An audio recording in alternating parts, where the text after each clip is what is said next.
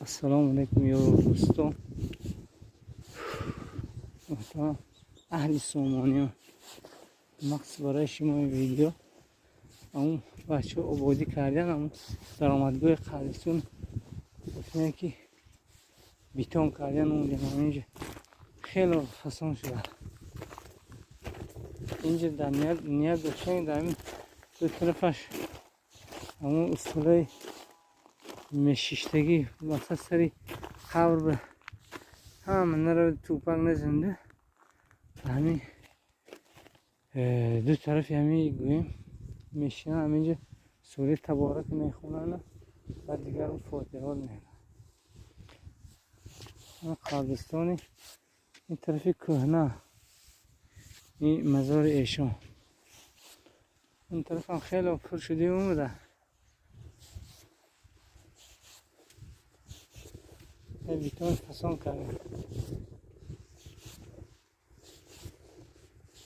الله رحمت نکنه شیر محمد امروز جنازه همون کس بود. پیش از جنازه اومدم همینجا سوده زیا محمد اینا چند روز بعد در همون کام بودن. امروز یکمی رمضان خدا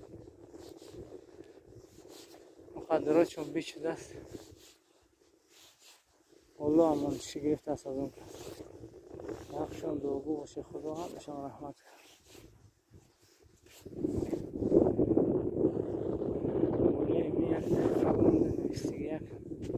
چهار بیته.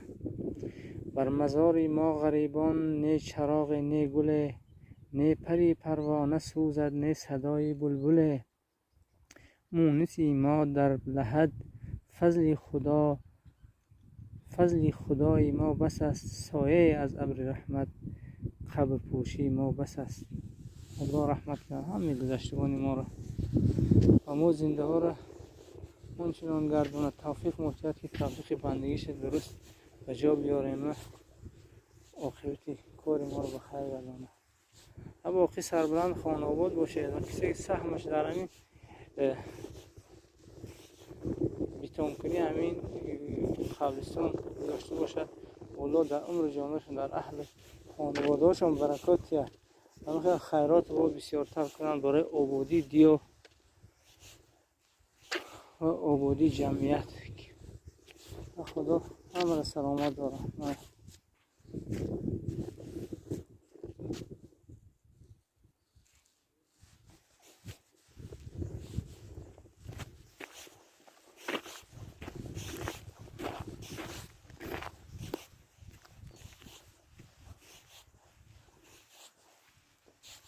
باقی سربلند خانواد باشه.